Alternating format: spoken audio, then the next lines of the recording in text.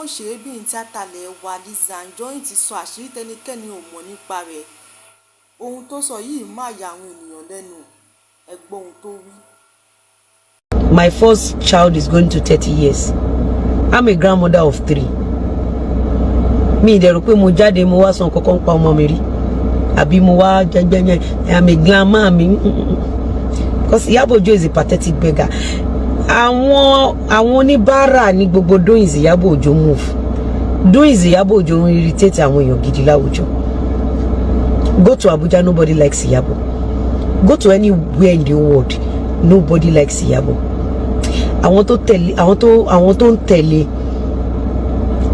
I kept quiet. And yeah, ó dà pé Iyabo ọmọ yan wọn ò bí Lizzy dá kó sọ̀rọ̀.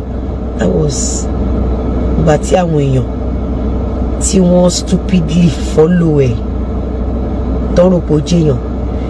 Nígbà tẹ́mi ń jó tajà níbo ni Iyabo Ojo wà? She was rotting and wasting away.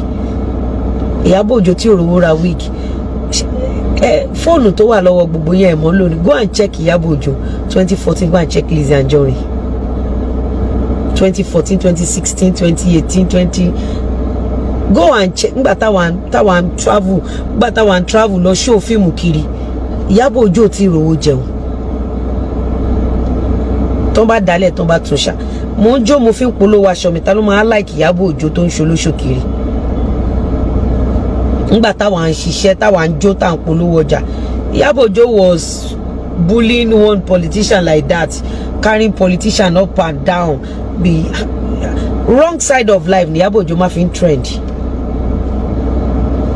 Nígbà táwọn ń ṣiṣẹ́ aṣẹ́wó ni Iyabo Ojo ń ṣe kò dé hide.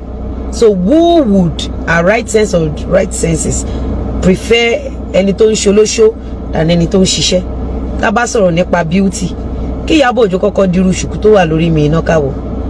Kí Iyabo Ojo wá ṣe Facebook kó má bọ̀ kó wá ṣe Facebook live. Ẹ jẹ́ ká sọ̀rọ̀ nípa aṣọ wíwọ̀. Tí Iyabo Ojo bá wálé ayé ní 1 million times kò tí lè tó pátá ìdí mi tí mo ti bọ́lẹ̀ pé mi wọ̀ mọ́. Ẹgbẹ́ ìṣù kọ́ niyán ajura wa lọ ti jàkadì kọ́, no be mouth, no be bragging.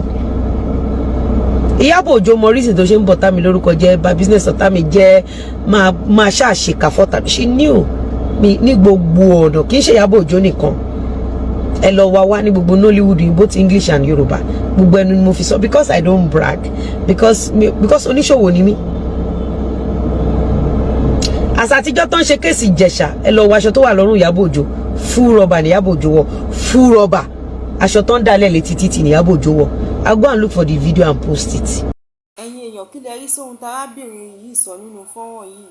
Ẹ jẹ́ ká mọ̀ lábala àríwísí comment section. Ẹ má gbàgbé àti like fídíò wa, share fídíò wa àti subscribe. Ẹ ṣé gan-an ni fún àtìlẹ́yìn yín. A dúpẹ́ àmọ́ lóore.